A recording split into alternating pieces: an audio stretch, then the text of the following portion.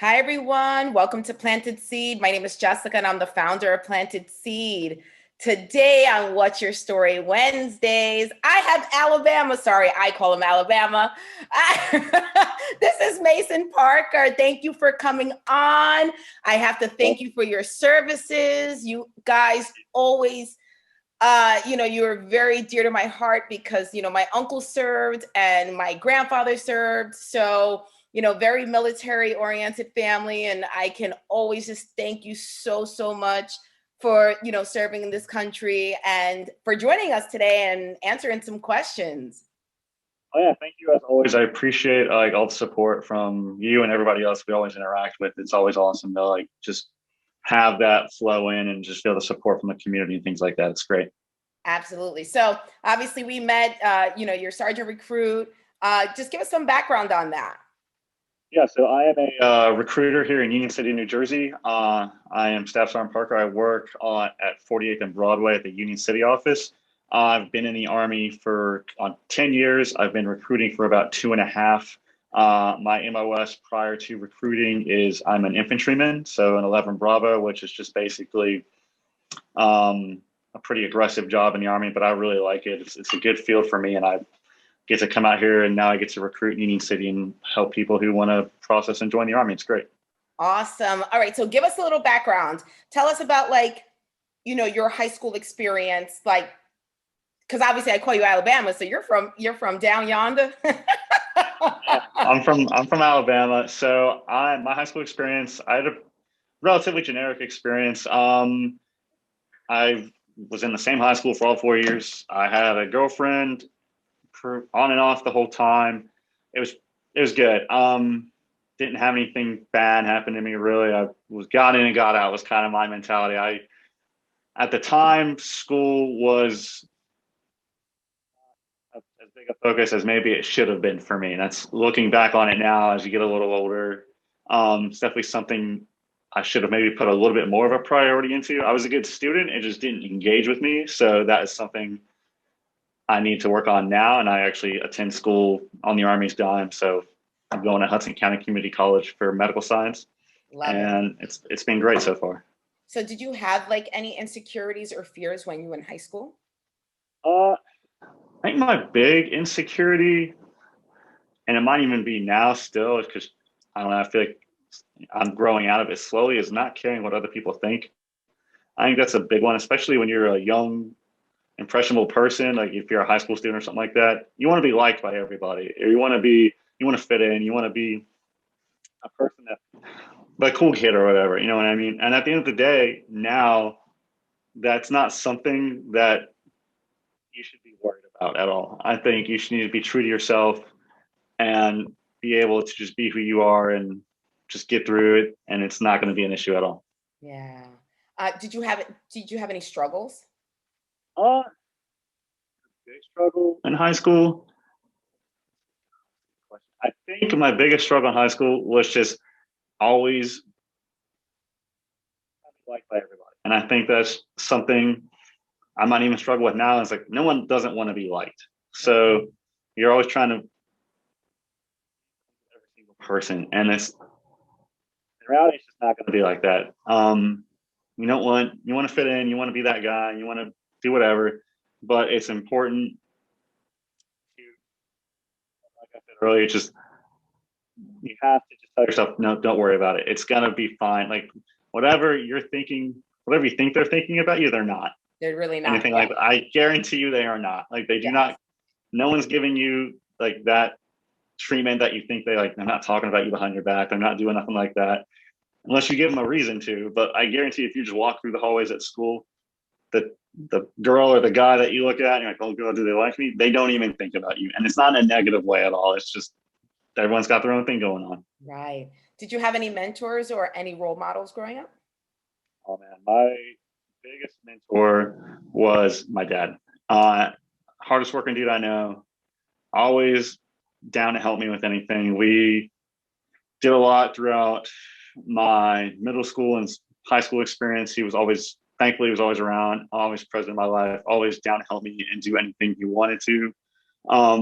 If I wanted to devote myself to a skill or a sport. He was always there to help me. If I was struggling with math or another class, he'd always take the time to sit down and work with me on that. And he would be patient, even when I was being a bit of a jerk or not wanting to commit myself to the work and actually learn the subject.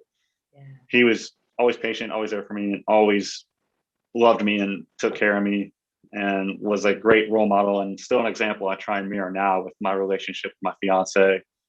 How I see he treats his family. Thank you. I appreciate that. Yeah, we're going to get married November 5th of 2022. So we're excited, getting it all planned. It's easy. It's nothing too hard. Fun. So what steps did you take to go into the military? Like, what made you think that you wanted to do this? It was always I think it was always something I kind of wanted to do. I remember being like around a sophomore in high school, and I was just like, I think I talked about it with my parents. Obviously too young to join, because you have to be between like 17 and 34. It was just something I didn't feel like called to do, but I just wanted to do. Just always wanted to experience it, I think. So when I was in my junior year in high school, I took the student ASVAB or the SASVAB.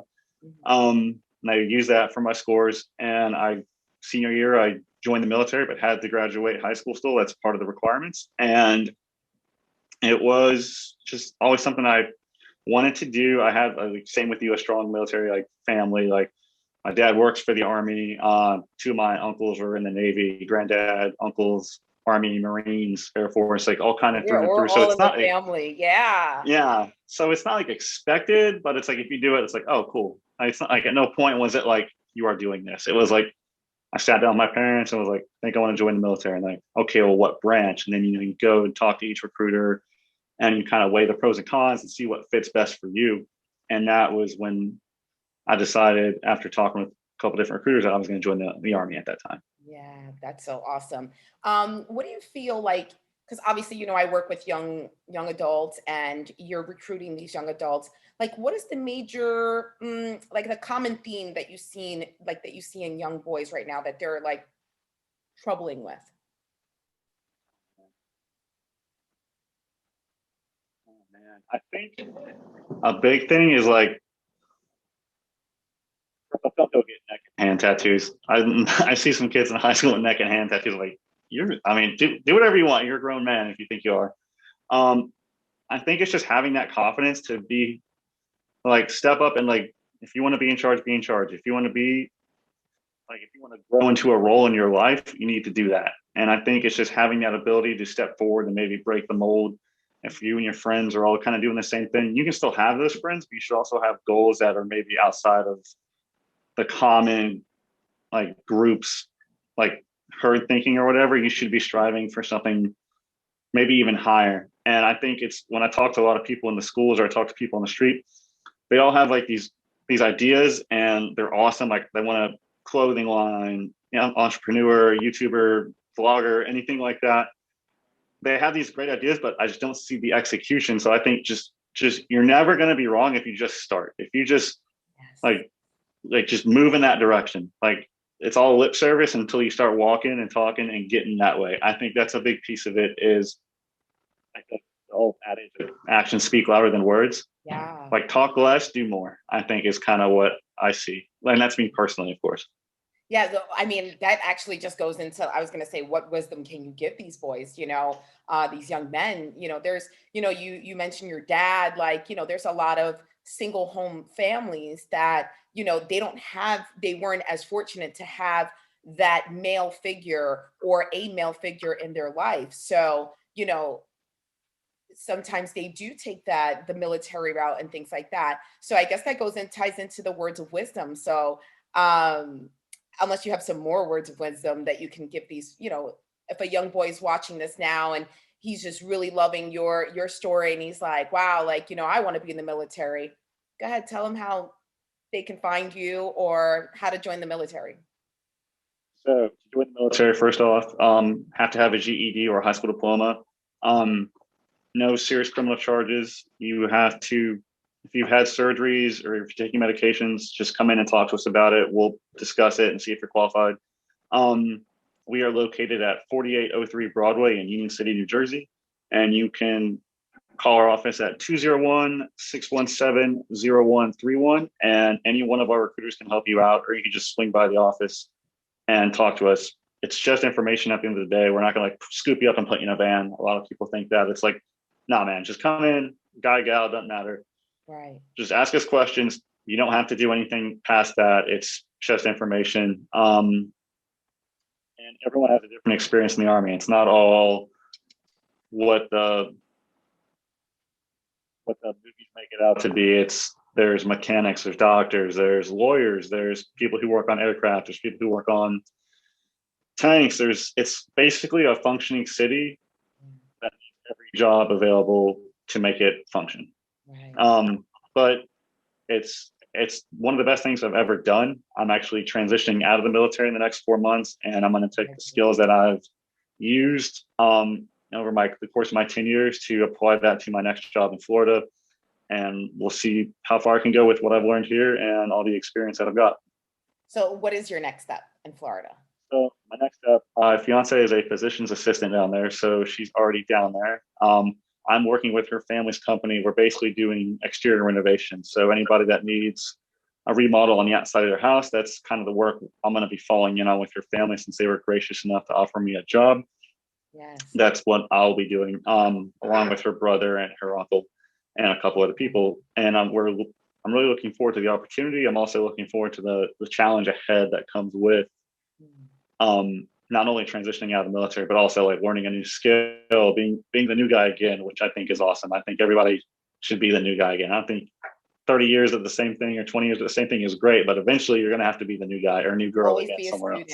Yeah. Yes, exactly. Always going to be learning. Oh, exactly. So I'll definitely tag that business once I post your once you're in there, I'll post an update with the company, and they can always reach out to you as well. Give us a fun fact so we can wrap up. Tell us a fun fact about Alabama. Fun fact about me, I don't really tell anybody this. I actually was a national champion at shooting 1,000-yard rifles. So you'd shoot 1,000 yards or 3,000 feet, 3/4 of a football field, or 3/4 of a mile, excuse me. And the target that you're trying to hit to not lose any points is 10 inches across. So 10-inch wide target at 1,000 yards, that's the goal.